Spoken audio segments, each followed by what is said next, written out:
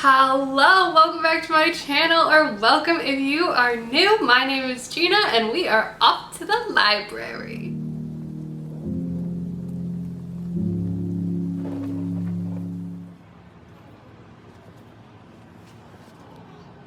Okay, so I love the library.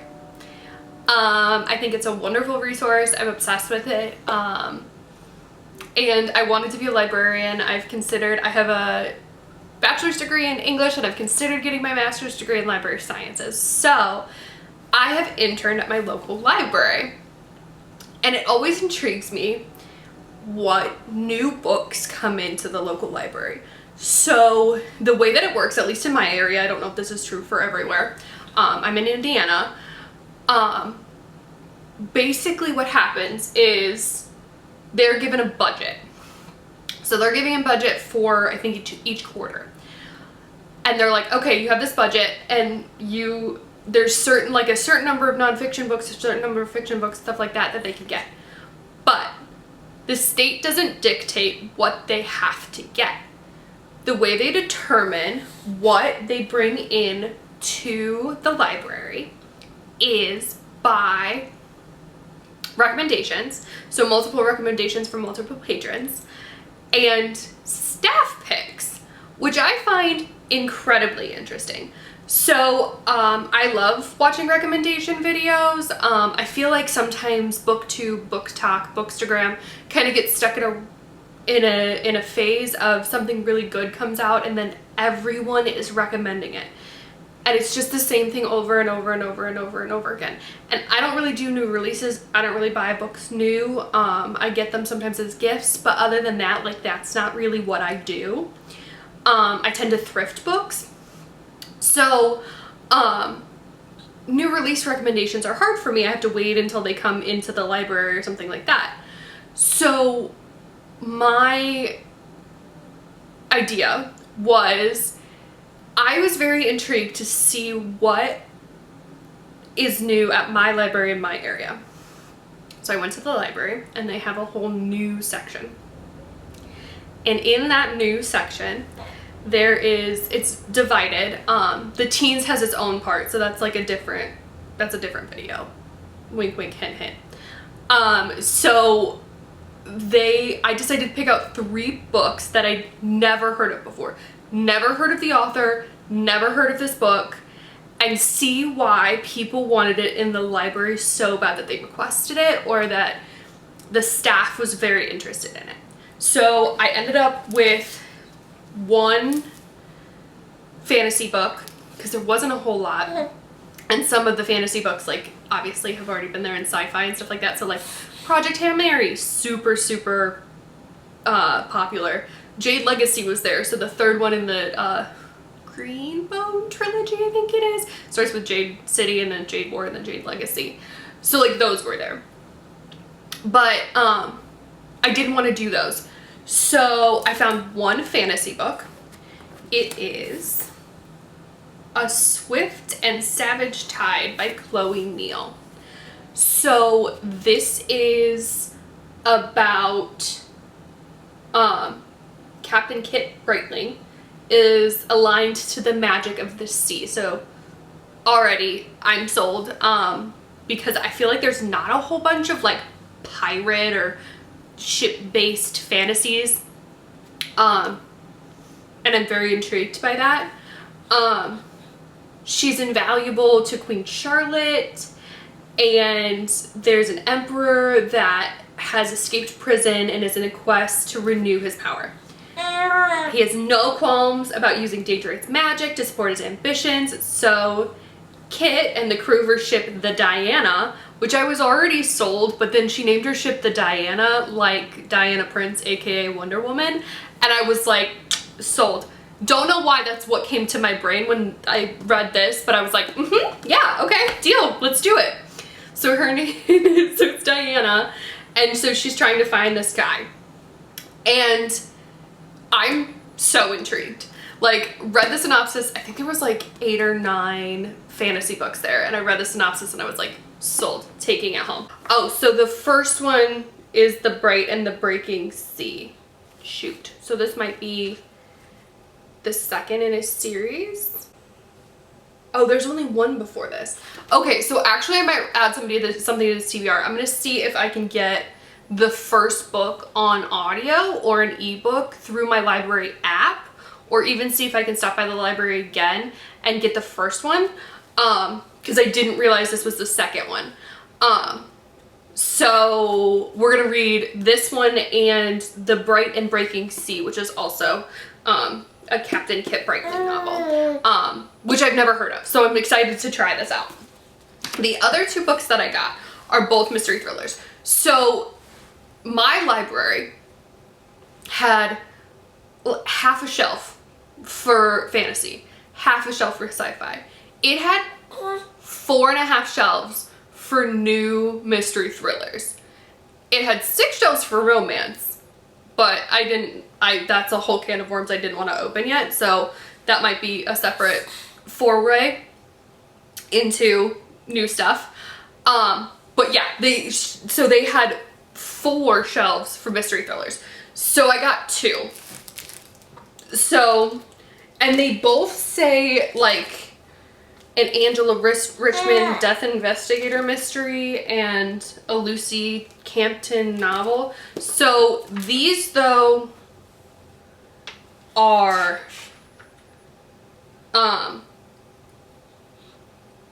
these are companion novels. So these are detective series, so they like literally are like, it's the same detective, but we're following different cases in each one of them. So I don't think that's going to be an issue. So these are both new ones in those series, which I've also never heard of. So I've got Death Grip by Elaine Vetz. And it's a thriller, an intriguing tale for forensic mystery buffs. Angela Richmond, Choteau County death investigator, finds herself deep in the Missouri woods on a perfect spring day, but there's nothing idyllic about her grim walk. A body has been discovered in the muddy creek, and Detective Jace Benswit wants Angela on the scene. So it's a popular Forest High track star who went missing 8 months ago. So it's fairly short. Let's see. It's under 200 pages. So I'm intrigued. Okay, awesome. It has a pronunciation guide in the back too. So it looks like there's 3 other Angela Richmond novels, but this one came out in 2020.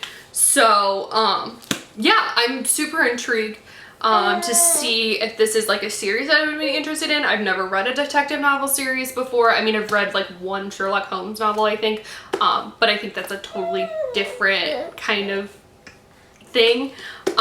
So I'm intrigued to see what happens in this one. And then the other one is a Lucy Campton novel or mystery, and it says The Cry of the Hangman by Susanna Calkins. So I originally pulled this out because who writes Piranesi? Susanna something.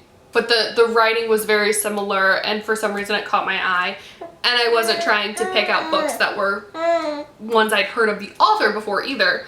And then I realized that this name was different.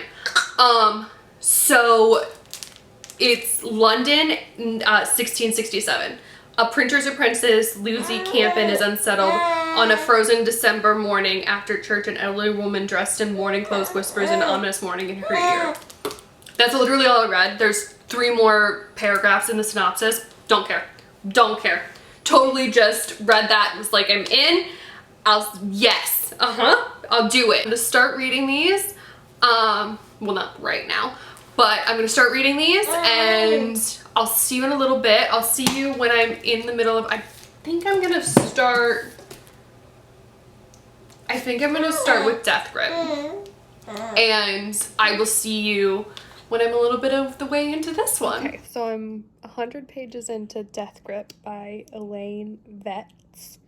And I was right, it's a death investigator mystery, but it's not one that you have to read like in order.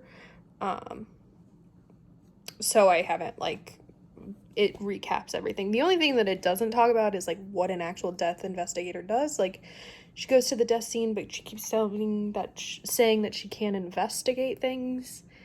So I don't know why it's called a death investigator. So I think that might be something that I just have to Google. I'm assuming that people know what a death investigator is, and I'm just behind. It's good. I like it. It's very real world, so it's not like CSI or anything like that. Like, there's not just one case that she's working on. There is an overarching case, but then you see other cases as well, whenever she gets called on to them. And there's a little bit of personal stuff, but not a ton.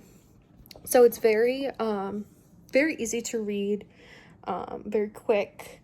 And I think it's definitely one of those books that you could read really quickly if you're not really a reader, and then like just be happy.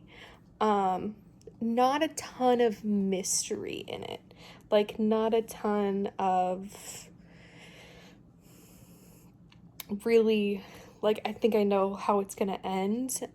It's not really that complicated. It's more like dealing with small town politics, because she lives in like a rich area. And so, like, dealing with the small town politics of some, like, bigwigs and what people want them to find out, what people don't want them to find out, that kind of thing, which is fine. Like, it's just fine. It's a fine book. I'm not, like, overly obsessed with it right now, but I understand why it would be popular. Like, I totally get why people would want to read these, because they're so easy to read, like so easy to read. It's really easy to fly through, and if you are really busy, this is a good one to read. So I'm gonna keep going, and I'll let you know my final thoughts when I finish. So I just finished Death Grip by Elaine Viets. There's a pronunciation guide in the back, and I finally read it, like the good bean I am. So it was good. It was a 3-star read. It was pretty average. The mystery wasn't the case. The mystery was how they were gonna nail the guy that did it. It happens pretty early in the book that you figure out who did it, and now it's just about playing politics and figuring out how to get him in jail and what he would do next, and if there would be any more dead bodies. So, and there were some other cases sprinkled in. It was good. Like, fine is a great word for it. It's for the reason it's a 3-star. It was fine. It was a short read, super easy to get through. Not sure. Yeah, didn't love it, but it was good enough to read and finish. So hopefully we find some more gems in what people have asked for at the library. All right, so hello. I'm coming to you from my bed because I'm super sick, but I'm going to start The Cry of the Hangman by Susanna Calkins. So, again, this is something I don't know anything about. It's a mystery. I'm excited to see what it's about. For anyone interested in a 17th century England, this mystery is a treat. I don't know anything about 17th century England. Well, I guess I should, but I don't remember. So I'm gonna start this, and I'll talk to you when about halfway through. It's only 230 pages, so I should be able to get through it fairly quickly, and I'll keep you updated. Okay, so I'm about 60 pages into The Cry of a Hangman. I am enjoying it so much. Like, super fast paced, very interesting. I like the main character. Definitely companion novels, and there's definitely stuff in the first ones that you would know, like, about her personal life a little bit more, but they give you the information. Like, it's not super detailed, but like they mention her other cases, and they don't just like leave you hanging. They weren't like the case with the da-da-da. It's like, yeah, I've seen this before, specifically when in this case. So yeah, they explain everything. So companion novels it is. I'm really enjoying it. Is it a literary masterpiece? No. Is it really fun, quick to read, and just nice. Yeah, I mean, like, honestly, like, it's incredibly enjoyable. I think I like this significantly better than I liked the Death Investigator one. I actually think I will probably read the other. I think there's like 4 or 5 other books out. I think I would probably read those. I understand why this was on the most popular, because these are so fun. Like, it's literally so quick. Like, 60 pages feels like I've been reading for 10 minutes. And I'm really into the story, and it gets straight into the action, and there's no like waiting for it.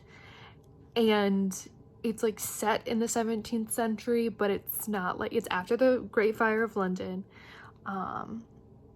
And so that like adds another level of intrigue that's like actually historical, and it's not hard to read, but there's still like words in there and like phrasings of things that make it seem older, so you still stay kind of in that historical fiction setting, but not so much that you're like, oh my god, I can't read this. Like, I literally cannot read this. And she's a printer's apprentice, which is just so much fun, but she also like sells papers on murders, and she's like doing something that's kind of outside the law because she's technically apprenticing but not legally apprenticing because they don't recognize women as apprentices. And I mean, it's wonderful. It's like so fast paced, like I said, and I just, yeah, thoroughly enjoy it. So I thought I'd stop at 60 pages and do an update because I was like, I'm just gonna keep going and I don't think I'm gonna remember to stop. So this is very much like you love to read, but you don't have like a ton of time to read. Quick, easy mystery, super fun. If like big books intimidate you, but you still want that like satisfaction of like a really good story arc, as of right now, this has an amazing story arc and it's just so intriguing. And so yeah, I would definitely recommend these. All right, I did it. I finished The Cry of the Hangman. I was a little concerned because nothing had been resolved and I had like 40 pages left, but I ended up loving it. It was great. It was fast-paced, so easy to read. Definitely going to look into reading the other ones of it. So yeah, I would definitely recommend. Totally understand now why this was something that people requested. So hopefully I'm about halfway through A Bright and Breaking Sea, which is the first one of the series, the fantasy series that I got, and it's okay. I'm not loving it as much, but we'll see what happens.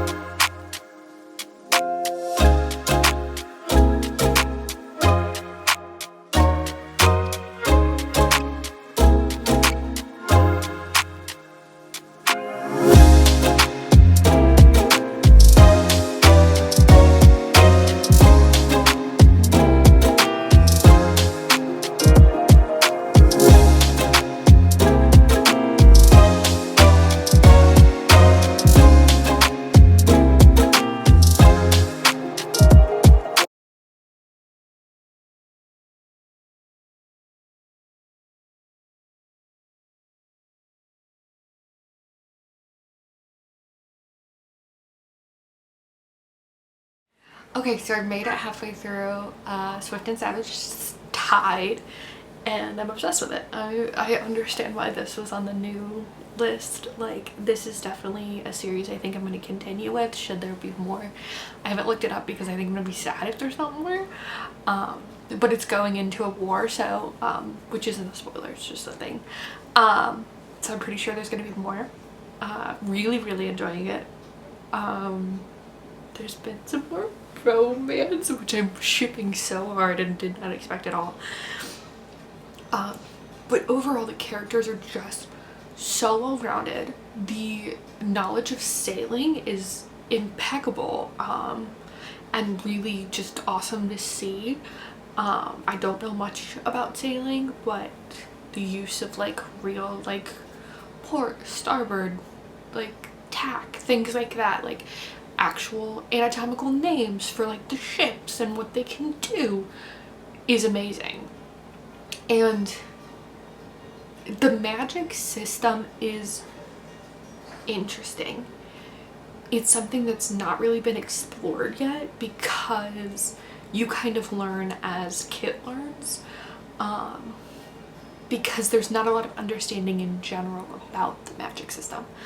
And I really enjoy that. I enjoy that we're not like omnipresent, like omnipotent in the fact that like this magic does this or something like that. Like it's something that we're learning along with the characters and with the country that she's defending, and yeah, it's just amazing. And it's never predictable because Kit is such an unpredictable, so brilliant and really intriguing character. She gets herself out of situations so fast, with such like genuine ingenuity. I was not expecting for her and Viscount Grant to get together again and like that to be a thing. I wasn't expecting certain people to recover, certain people not to recover, how she got out of certain situations, the addition of people, the bringing back of characters in a way that I didn't expect from the first book, so that they're now like an integral part of the story. And it just is amazing. It's so, and it like doesn't shy away from the atrocities of war, but it also doesn't like showcase them. It very much like reminds people of the way that magic has been used before and the way that war just is. And it's like introducing the idea of like guerrilla warfare, which at this time it's like, I think the 1820 like is something that was very much happening. I know guerrilla warfare was used in the Revolutionary War, which was 1770s, on the continent, but we're like, America doesn't exist in this idea, and the use of it in British warfare was, which is like kind of what it seems that the Isles is based on, was something that wasn't happening yet. So the idea of guerrilla warfare with magic and not just using like lined up soldiers is something that's like coming into an idea, and naval battles, things like that. Our food just got here, I think. But like learning those things and the intricacies, and I mean, no one pulls any punches. She has a rank and she has to abide by that rank. So she's, I mean, stuck in some positions where she can't make certain decisions because of that rank, even though she is close to the queen. I mean, it's just, it's so interesting, and I'm really enjoying it. So halfway through, I'm reading and listening for the first time, which I've never read and listened to a book at the same time. I love it. Totally recommend the audiobooks for these. It's amazing. So I'm gonna go finish the book and I'll give you more of an update later. Okay, so I officially finished Swift and Savage Tide, which was my last book. It was so good! It was so good. There were obviously some issues with it. I only gave it a 4.5, but still 4.5. So I have a 4.5, a 3.5, a 5-star, and a 3. So this just came out last year, which means there's no release date for the next one, which kills me. Ooh, I want the next one so bad. Yeah, like I am so surprised how much I loved this. I have a new ship, literally, and a new romance that I love, that I'm super into, and just the complexity. This is everything an adult fantasy should be. Nothing happens too fast in this book. So like war is still going on. Like it's not something that's wrapped up super quick. Not something that like we fade to black a lot. Like there's been a whole bunch of time that's passed. Like that doesn't happen. You see all the parts of it and how fast it goes and how slow it can go at some points, and it doesn't shy away from that but still keeps it interesting. It was so good. So overall, new from the library, I read 4 books. 1 was a fantasy series. Well, 2 were from a fantasy series. 1 was and 2 were mysteries. And overall, I would say it was a complete success. 1, I found a new series and a new author, Chloe Neal, who I think I will be reading a lot from. She has 2 other series that I'm very interested in, including one called The Chicagoland Vampires. So I found a new author who I love her writing style. The audiobooks were absolutely fantastic. Death Grip, I could take or leave, but I understand why it would be something likable. And the other mystery, the Louis Champon mystery, amazing. Super quick, super easy to read. That is a really good one if you have like something at the end of the year where like you need to get your Goodreads goals through. Super quick. That's a fantastic one. There is constant action, constantly something going on, and I just overall thoroughly enjoyed this experience. I love going to my library, and I've been like scared to go into the new section specifically for this situation because now I don't know when the next one's gonna come out. I tend to like finish series, but I am glad that I read these and like I found new things that I'd literally never heard of. And I would say this is overall like success. Like I understand why people would request these books. So I guess the moral of the story is go to your library, check out what's new, and just grab something that seems interesting because I can tell you it's probably a success. Alright, that's it from me. I hope you enjoyed this video. I hope it gave you some relaxing time, and I will see you in the next video. Bye!